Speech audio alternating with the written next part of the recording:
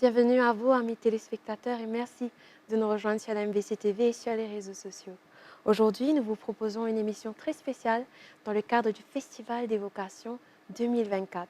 Cet événement du diocèse de Port-Louis, sous la bannière du service diocésain de la pastorale des jeunes et des vocations, en est à sa 42e édition cette année. Vous avez aussi peut-être entendu parler de ce festival, sous le nom de Amento Bloc ou encore la Marche des vocations.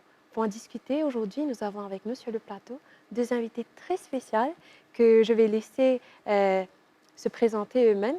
Donc, messieurs, bonjour à vous. Bonjour. Bonjour Rachel. Voilà. Merci de m'accueillir. Donc, je suis le père Yudesh Arnatulum, ordonné en 2018. Et je suis actuellement sur la paroisse de Sainte-Hélène à Cœur-Pipe. Et je suis responsable du service des vocations. Merci, Père Yudesh. Bienvenue à vous. Et Je suis Cédric Lecordier, jésuite et en ce moment diacre à Maillebourg. entendu Cédric Lecordier qui sera aussi très prochainement ordonné prêtre pour la Compagnie de Jésus en août, n'est-ce pas? En août, le 4 août, c'est un dimanche à Maillebourg à 14h30. D'accord, on note. Bienvenue à vous, messieurs, et merci d'avoir répondu à l'appel aujourd'hui. Et je me tourne d'abord vers vous, Père Yudesh. Le Festival des vocations est un événement clé du diocèse de Port-Louis. Mais c'est quoi exactement ce Festival des vocations? Que célébrons-nous au juste? Alors, donc, le festival des vocations, qui dit festival, veut dire donc fête. Il y a que ce côté festif, il y a ce côté de la joie. Et donc, on veut exprimer à travers ce festival que toutes les vocations, quand on parle de vocation, on est appelé vraiment à servir, mais à servir dans la joie. Donc, ce jour-là, le 28 juillet, on veut exprimer que par le festival des vocations, il y a de la joie à de devenir prêtre, à devenir laïc, à devenir un bon père, une bonne mère de famille, c'est-à-dire exprimer la joie ce jour-là. Donc, que toutes les vocations, elles sont belles. Voilà.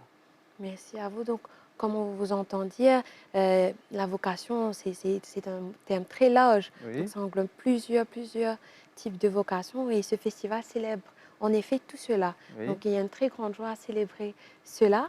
Et aussi, Père Yudesh, vous êtes responsable diocésain au foyer La Sauce, n'est-ce pas? oui. Mais on entend parler du foyer La Sauce quand on parle de la vocation, etc. Mais c'est quoi juste le foyer La Sauce? Quel est le rôle? Alors, le foyer La Source, c'est un lieu où les jeunes viennent réfléchir, viennent discerner surtout l'appel de leur vocation de baptiser. Parce que tous nous sommes appelés, nous sommes baptisés et nous sommes appelés à servir le Christ. Et le foyer La Source, c'est un lieu de discernement pour vraiment réfléchir, pour discerner où le Seigneur nous appelle.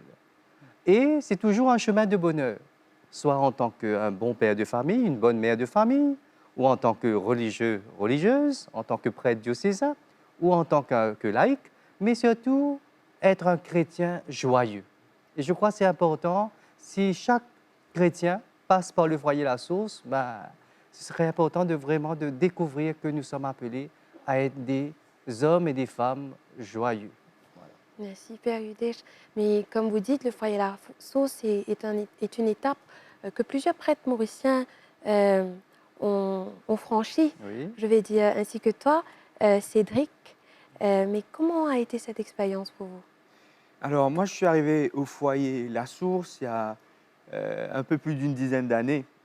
Alors il est un peu différent parce que moi, comment dire, moi, je senti un appel plutôt missionnaire au départ. Alors, dans l'église, il y a l'église qui est au service de mon territoire local, un diocèse par exemple, avec ma paroisse, comme à Maurice, diocèse de Port-Louis, une paroisse, Bel-Air, Sainte-Hélène, etc.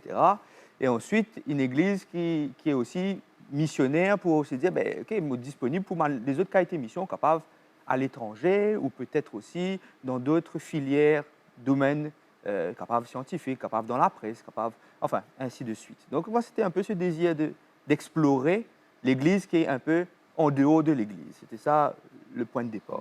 Donc, et on à l'époque-là, on frappe la porte, il y a un jésuite, c'est mon père qui est dans Saint-Ignace, Mhm. à Rosil, derrière les galeries Evershine, si vous habitez dans Rosil, voilà.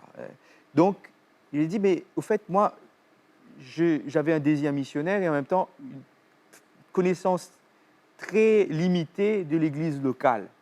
Mm. À ses premières affaires, et moi, j'ai un travail, j'étais journaliste dans la presse écrite, humoricien, et moi, j'ai envie un cadre qui, d'une part, permette-moi, exprime-moi dans mon travail, ce qui était important pour moi, qui aide-moi à grandir dans ma vie d'adulte, et aussi de moi un cadre de discernement que me sentiment un peu plus libre par rapport à la famille, aux amitiés.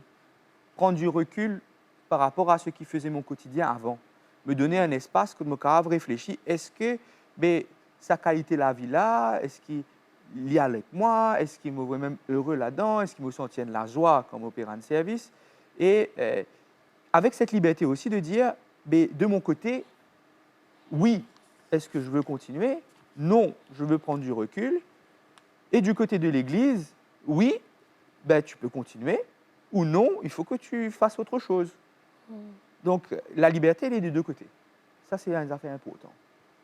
Donc, on comprend bien que le foyer La Source, il y a une place que tu donnes l'espace à sa jeune homme, on va dire, mais pas que, hein, parce que c'est pas des gens qui désignent la vie professionnelle, désignent la vie personnelle, mais donne ça l'espace-là pour vraiment réfléchir sur la question et c'est discerner tout en étant accompagné, n'est-ce pas, si on comprend bien. Oui.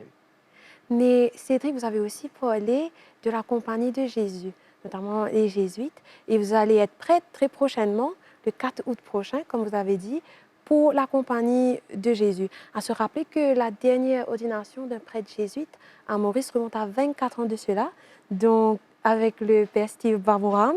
Donc c'est vraiment cette ordination qu'on va vivre le 4 août, c'est vraiment une occasion de joie, une occasion de fête, on va dire. Mais pourquoi la compagnie de Jésus? Alors, tu avais essayé de dire, ben, c'est de la même manière qu'on tombe amoureux d'une personne plutôt que d'une autre personne. Mm. Hein? Alors, on donne l'auto, vous poussez piger l'auto. Mais de temps en temps, quand vous jouez un Moon, vous sentez qu'il ou l'équerre plutôt aller dans sa direction là plutôt qu'il y a une autre direction. Ça, c'est important de dire que moi, je me suis senti à ma place chez les jésuites. Ça m'a confirmé que, dans quelque part, moi, l'intuition, moi, l'appel, c'était là que, bon Dieu, tu peux appeler moi. Et là, me disait, est-ce que moi, mon envie reste là même? Et j'ai dit oui. Et j'étais heureux là. Et ça, c'est une affaire qui est bien, bien importante parce que parfois, nous avons l'impression, comment dire, un jeunesse vient avec ce bonne question, il arrive dans Foyer La Source, et nous prenons Foyer La Source là, comment dire, une centrale de tri. Mm. Un pour aller dans Spiritain, un pour aller dans un. Oui, C'est oui. vrai. Il faut aller la source n'est pas une centrale de tri. On arrive chacun avec un désir particulier, personnel. Donc voilà, c'était la compagnie de Jésus pour moi, parce que c'est la compagnie de Jésus et parce que c'est moi. Mm. Et il y a un mystère là-dedans. Et voilà, ce mystère appartient à Dieu. Et puis, on essaie de travailler. Oui. En tout cas, nous sommes ravis de célébrer cette ordination avec la compagnie de Jésus, bien sûr. Et pour en revenir au festival, donc Père Yudesh, il est vrai que ce festival-là, il marque l'année, et il est pour marquer l'année 2024, là, tout le temps. Mais il est aussi vrai qu'il y a un événement qui arrive une seule fois pendant l'année. Mais comment nous sommes capables de faire pour continuer à inviter nos banzen pour réfléchir aux autres vocations tout au long de l'année? D'accord. Donc, c'est vrai que le Festival des vocations, c'est un des événements donc, pendant l'année en 2024. Mais il y a d'autres événements aussi. Par exemple, en octobre, il y a le camp Jonas.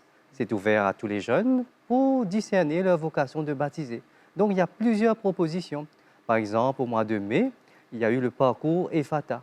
Ouvre-toi à l'appel de Dieu. Et dans cette journée Ephata, il y a plusieurs intervenants où ils peuvent réfléchir comment ils peuvent donner leur vie comme prêtres, comme religieux, comme pour servir dans leur pays. Donc, il y a plusieurs propositions que le foyer La Source propose. Voilà. Merci, Père Yudesh. Et ce serait peut-être aussi un bon moment pour rappeler le thème, Père Yudesh, de ce festival de cette année. Qu'est-ce qui a changé de cette formule pour cette année actuelle et qui ce thème-là fait résonner pendant l'année 2024 là? Alors, le thème de cette année, c'est Zen, Jésus, Byzantois. C'est en écho avec la lettre pastorale de l'évêque de cette année, 2024, concernant Dibut Zen pour ton pays. C'est-à-dire, on veut mettre l'accent qu'un jeune, c'est important de servir. Mais écoute, bon Dieu, puis appelle-toi. Pour servir ton pays avant tout, pour vraiment rendre ce pays plus heureux, plus serviable. Je crois que c'est important de susciter la question de la vocation chez les jeunes par rapport à ce thème donc, que nous avons choisi. Et le jour du festival des vocations, ce sera vraiment, l'évêque va attirer l'attention sur notre pays, comment nous sommes appelés à servir le pays. Et ce jour-là, il y aura en parallèle, il y aura le don de sang et que le jeûne est important de donner sa vie, donner son sang pour ton pays. Oui, mais Voilà. c'est ce que vous dites, parce que pareil, comme on dit à Père Yudesh, nous formons partie du diocèse de Pau, mais avant tout, nous citoyens mauriciens, nous formons partie de cette société mauricienne. Il est important que nous sentions concernés pour tout ce qui peut arriver dans nos pays. Et ça aussi, il est intéressant que ce festival-là peut mettre un accent là, qui, oui, aujourd'hui en 2024, j'hésite toujours byzantois et pour faire beaucoup d'affaires pour toute l'Église, mais pour faire beaucoup d'affaires pour les Mauriciens, pour tout les citoyens qui sont autour de toi. C'est beau, j'ai bien apprécié le thème de cette année personnellement. Et aussi, donc, nous trouvons que le diocèse, à travers plusieurs initiatives, notamment le camp jeunesse, etc., il invite sa banzaine, il accompagne sa banzaine pour pas réfléchir aux questions là tout seul, mais comme Cédric il disait avant, il tape la porte là, il y a un petit monde qui peut accompagner, mais peut-être aussi que la famille a un rôle important à jouer dans tout ça dessin qui nous peut tisser là. Et Cédric, me tourne vers toi. Comment tu penses qu'une famille mauricienne capable d'accompagner sa banzaine là dans un discernement vocationnel? Je suis content de dire une vocation, bon, oui, il y a un chemin, il y a un appel, des affaires. Après, il y a une affaire qui est importante dans la vie chrétienne, c'est le baptême. Le baptême, bon, nous habitués, baptiser nos enfants, nous plonger dans un délo. Hein? Un délo qui part toujours chaud, un peu froid, nous fait babala pleurer. Enfin, c'est une manière de dire aussi que le baptême vient aussi montrer que les enfants-là, il y a une affaire qui est unique, qui appartenait pas seulement aux parents, et qui, bon Dieu, il met un diffé, une flamme à l'intérieur de cet enfant-là. Et que du moment où l'on prend le risque du baptême, on prend le risque de dire que cet enfant-là, capable, il n'est pas pour faire exactement ce qu'il me plane pour lui. C'est un grand risque pour les parents. En général, nous ne pas dire aux parents, attention, hein, vous pouvez baptiser les enfants. et est-ce qu'il vous paraît, comme baptisé, ça veut dire que Dieu fait alliance avec cet enfant-là et capable qu'il n'est pas pour faire les mêmes affaires qu'il vous plane pour lui. Alors les parents sont bien sûr là pour être des gages de prudence, rappeler les pour, les contre. Par exemple, si vous avez envie d'un pompier, ma famille vous dit, il a dit fait dans le pompier. Il doit gérer ce métier-là. C'est bon, qui m'y toi, Zénès, de dire, me sentir que c'est ma vocation de servir dans ce sens-là. Et que j'ai envie de risquer ma vie, puis, me connais papa tout ça content, moi, une comptable, qui me gagne un job safe, ou bien qui me gagne un travail dans tel endroit, dans le bureau, que moi aller, me connais, me saute là, 8h, me retourne à la case 5h. Mais il y a des affaires dans mon cœur qui disent à moi qui ne me place pas là. Est-ce qu'un parent est capable d'éduquer l'enfant à la prise de risque avant qu'il nous cause, c'est pas, il pouvait de mon père, il pouvait de ma sœur, il pouvait de mon frère. Parce que c'est ça aussi. Très souvent, la vocation, c'est une bifurcation par rapport à un chemin qu'on avait balisé pour le jeune. Oui, oui. Parce que tu vas faire d'autres affaires, non? Tu me dis ça. Tu vas faire d'autres affaires, mais oui. Oui, il y a beaucoup de gens, un seul garçon, un seul tu finis planifier ça, oui, etc. tu finis plan. Oui. Ben non. Non, alors c'est là qu'on se dit aussi que Dieu nous appelle à prendre des risques, qu'on a une seule vie. Vous prenez plaisir à la vie. Et est-ce que vous êtes capable, comment dire, d'être assis dans une boîte de coton? Vous dites, oui, mais c'est correct là. Ou bien est-ce que vous dites, je sais que je prends des risques, mais quand même, Seigneur, sois avec moi. Et puis on voit. Donc, important, donc, la question de la famille, comment vous êtes capable même, comment dire, créer ça l'espace là, pour qu'ils soient capables, au moins, osent réfléchir à quelque chose de différent. Mais oui, vous avez raison, moi, tout à fait d'accord avec vous. Et puis, à Yodesh aussi, mon retournement vers vous, le Festival des vocations, il y en a aussi une autre grande responsabilité, je vais dire, c'est aussi une levée de fonds pour financer les études de séminaristes, n'est-ce pas? Oui. Donc, si je garde un peu plus là, et aussi, quelle est la santé actuelle de la vocation à l'île Maurice aujourd'hui? C'est vrai, actuellement, nous avons donc, il y a des jeunes qui sont en cheminement au foyer La Source, il y a des garçons et des filles aussi, et au séminaire, il y a 11 séminaristes qui sont en cheminement, et parmi, il y a 2 diacres, et donc je peux dire qu'ils avancent progressivement et en toute liberté aussi vers ce cheminement. Et donc, ce que je peux dire qu'aujourd'hui, on essaye de susciter cette question de la vocation chez les jeunes. Mais au niveau à l'île Maurice, il y a actuellement 11 séminaristes. Voilà. D'accord. Mhm. Si c'est grave aussi, rappelle-nous comment nous faire pour contribuer justement pour ça, un séminariste qui est en études actuellement. Alors, il y a aussi la carte traditionnelle que vous connaissez bien depuis l'époque avec Amen to Bloc, mais aujourd'hui, la carte traditionnelle, donc le Festival des vocations, où les gens peuvent contribuer par carte, hein, c'est dans les écoles, sur les paroisses, et aussi par virement bancaire, où ils peuvent faire un chèque sur le diocèse de Port-Louis. Et aujourd'hui, avec les moyens que nous avons, il y a sur Deuce, Blick, Mighty Money, donc il y a pas mal de moyens qu'on peut vraiment faire pour financer les études des séminaristes. Merci. Et Cédric, ou même le Père Yudek aussi, nous dit allait là, entendre, se laisser guider par sa vocation, ce n'est pas juste devenir prêtre ou religieuse ou etc. Et pareil comment Cédric nous aussi dit, nous essayer, nous guetter, nous essayer écouter, nous oser écouter. Mais il y en a encore quelque part cette idée fixe là dans la société, ou peut-être aussi parmi les jeunes qui disent ah mais si moi je dans le festival des vocations, de suite ben pour dire moi, ben pour finir dire moi inti mon Vie de mon père père. ou moi inti ma sœur, et peut-être que c'est pas ça, ou peut-être on pas encore prêt pour ouvrir moi sa possibilité là. Mais qui on a pour dire ça, qui pas ose à l'occasion jeunesse, qui pas ose à taper la porte foyer la sauce, qui pas ose à dans cette paroisse pour dire mon vie essaye penser là de peur qui finit que ça l'étiquette là, les autres qui se pas peut-être vivre à sa bonne espérance là. Qui Non. on a pour dire ça va Bon, jeune là? vous pas connaissez, bon, moi, revenu la devise épiscopale de Monseigneur est gratis, donner gratuitement. Vous avez reçu gratuitement, donné gratuitement. Moi, je dis merci parce que j'ai eu un espace de discernement qui m'a été donné gratuitement. Un espace de discernement gratuit, ça veut dire que pas qu'il n'y a aucun monde qui dit à moi, ah, nous finançons le foyer là, nous investissons, enfin, tu as l'étiquette, tu mon père, Oui, oui, hein, tu connais. oui. Ça veut dire que tu as besoin, mais pareil comme dans la vie professionnelle, on gagne, ou besoin d'un rendement derrière. Et non, l'église, ce n'est pas un rendement. Oui. Je contribue à la marche enfin, au festival des vocations, ou à Mento Bloc longtemps. J'ai aucune garantie que ce jeune-là aille jusqu'au bout pour devenir prêtre. Ce à quoi je contribue, c'est qu'il grandisse dans sa foi chrétienne pour aller au bout de sa vocation personnelle.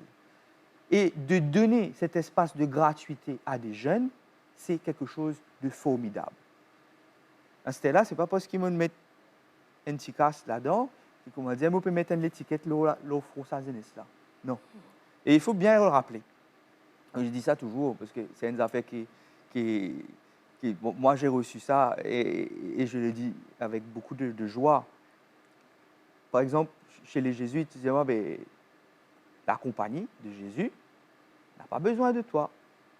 Et toi non plus, tu n'as pas besoin de la compagnie de Jésus. Ça veut dire que ce qu'il nous peut dire là, c'est que c'est le désir de la personne. Ce n'est pas une question d'argent, ce n'est pas une question de...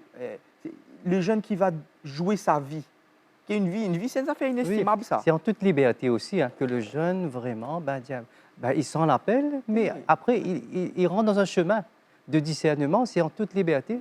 Il y a l'appel de l'Église, il y a aussi son appel, mais c'est en toute liberté. Même moi, je grandis dans une famille, mais mes parents m'ont laissé libre dans mon cheminement et je suis heureux aujourd'hui d'être prêtre. Donc, alors là, bon, c'est aussi un apprentissage aussi, parce que tu fais foyer aussi. C'est à nous aussi d'être capable d'avoir la personnalité pour dire aux gens, mais mon discerner, ma liberté, c'est ma liberté, Oui. je vous remercie de vous inquiéter pour moi, mais vous pouvez prier pour Bien moi, sûr. ça c'est très bien. Maintenant, de la discrétion. La discrétion dans le sens de la charité, de discrétion. C'est en laissant cet espace-là qu'on n'est plus comment dire, on est plus confiant, on est plus sûr qu'une vocation peut aller à son terme. Voilà, je crois.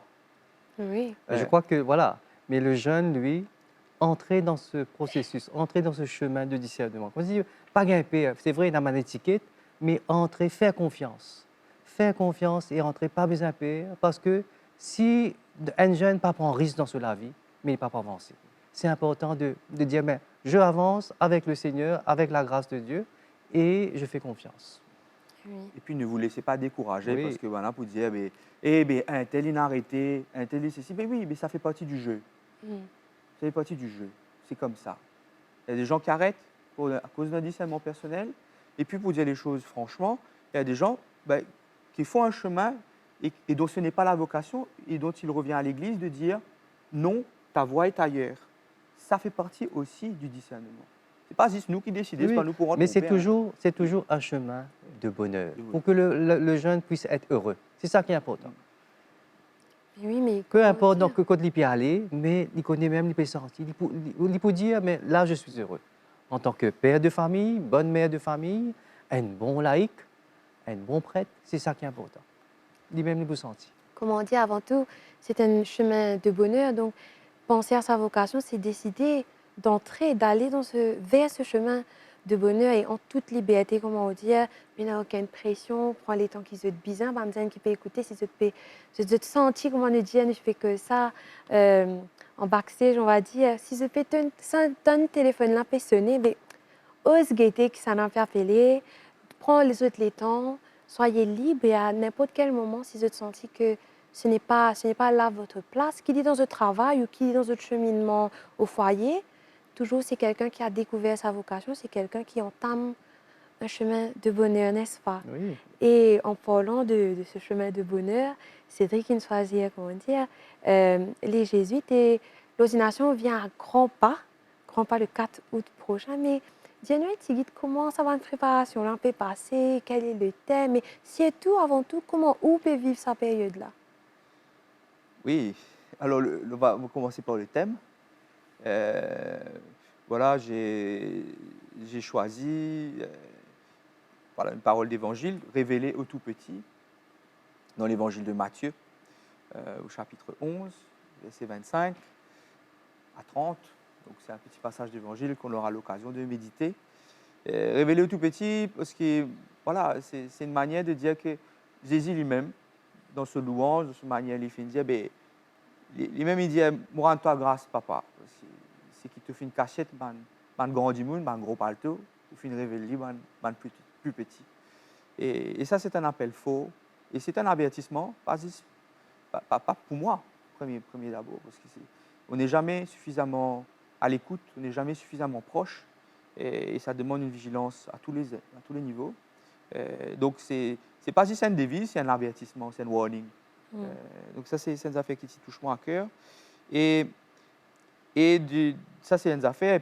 Et puis d'entrer ensemble avec cette paroisse de Maillebourg qui m'a accueilli à Maillebourg, qui m'a aidé à grandir depuis 1 an. C'est vrai que moi, dans la formation de jésuite, je n'avais pas beaucoup fait de pastoral sur le terrain comme ça. Et voilà, c'est une manière de leur dire aussi, voilà, nous rentrons ensemble dans ce thème-là. Et la préparation spirituelle, c'est pas juste c'est pas ma préparation à moi. C'est toute une paroisse qui se met en route, qui prie, qui réfléchit, qui discerne, qui m'interpelle aussi. Et, hey, check ça un coup. Donc voilà, c'est quelque chose de très collectif. Hein. Et puis voilà, bon, pour la préparation spirituelle, j'ai fait ma retraite il y a pas longtemps. Donc voilà, mais là, maintenant, je suis disponible pour continuer à prier, répondre Mhm. aux questions, les petites questions, les grandes questions, les questions moyennes, et avancer tranquillement. Mais oui, Ouais. mais aussi à se rappeler qui, pour le premier prêtre ordonné par le Monseigneur Jean-Michel Duron, n'est-ce Oui. pas? Et comment dire, c'est pas juste où qui peut préparer, c'est toute une paroisse, c'est tout un diocèse, n'est-ce pas, Père Yudèche? oui. Et où en tant que prêtre diocésain, qui passe dans les quais, comment, où peut vivre sa période-là à l'idée d'accueillir un nouveau prêtre dans la communauté? C'est vrai que c'est une grande joie pour le diocèse, hein, parce que j'ai connu Cédric et ça me fait vraiment une grande joie d'avoir un prêtre, donc un jeune que j'ai connu, pour devenir prêtre. Voilà. Merci, Père Yudesh. Si tu connais un petit guide pour revenir au festival, hein, qui est un petit peu au programme, qui va nous dire qu'on va attendre de ce festival-là? Alors, la journée du festival, donc le 28 juillet, donc ça va commencer donc à 9h30 au collège Sainte-Mérise avec des stands des religieux, religieuses et aussi des mouvements caritatifs. Et donc de 9h30 jusqu'à 11h, donc les mouvements caritatifs vont présenter un peu ce qu'ils font. Et après, à partir de 11h, on a 3 forums. Un forum sur la vocation, dont Cédric aussi va animer ce forum. Et après, on a un forum sur l'engagement politique avec Jonathan Rava. Et ensuite, un autre forum sur la question sociale avec le diacre Josan Labonté. Donc, ce sera interactif. Quand les jeunes posent questions, vraiment pour réfléchir sur les vocations, hein. Et ensuite, après, à midi, il y aura le déjeuner avec des temps aussi d'animation spirituelle avant la messe. La messe est à 14h, présidée par Monseigneur Jean-Michel Duron. Voilà un peu toute la journée, comment le jeune est invité. Et j'invite toutes les paroisses à venir ce jour-là. Oui, on invite tout le monde. Oui. Et venir en famille aussi, hein? Oui, oui, pas juste Pas bandit. juste zen, bandit, Jésus oui, toi, mais seulement aussi venir en grand nombre, Oui. venir en famille. Parce qu'on a parlé de leur famille aussi. Oui. Bonne famille accompagne ce bandzen aussi. Bien sûr. Oui, mais venez gratuitement dans le sens. Oubliez ça m'a fait étiquette là. Il y a 10 000 raisons de venir au Festival des vocations. Mhm. Peut-être parce on est curieux pour soi-même, qu'on est curieux pour les autres, qu'on a envie d'être appelant pour son voisin, sa voisine, un camarade. Donc c'est aussi une manière d'être solidaire de tous ceux qui se posent des questions. Après, c'est un événement du diocèse. C'est important vraiment de participer, de dire, mais on croit dans les jeunes, on croit dans les familles, parce que les vocations naissent dans les familles. L'invitation est lancée, chers amis téléspectateurs, pour ça 2 grands moments d'église qui nous permettent de vivre très prochainement. Et aussi à l'occasion du festival. Et je pense aussi pour l'ordination, pour Bansi qui part pour là, la MBC toujours accompagne nous pour retransmettre l'ordination en direct et nous remercier eux pour ça. Et malheureusement, l'émission tire bientôt à sa fin, messieurs. Et merci à vous de nous partager tout cela. Merci. Merci. Et aussi, nous tenions à remercier les téléspectateurs pour votre fidélité. Merci à l'équipe de la MBC pour son soutien. Et aussi, nous avons profité de l'occasion pour remercier chaque Mauricien qui contribuait et qui, dans le passé, et qui continue de contribuer parce qu'il y a beaucoup d'immunes qui participent à cette démarche. Donc, merci pour votre contribution. Merci de aide, finance l'étude des séminaristes, mais surtout, merci vous pouvez permettre à ces jeunes-là d'exploser de vocation, ça peut permettre de discerner de vocation. Un grand merci à vous. Et quant à nous, on vous dit au revoir et à la prochaine sur la MBC, sur les réseaux sociaux. Ouvrez la porte de l'équerre, tout accueille, tout Seigneur. Faire un pas dans toute la foi, c'est y peut atteindre.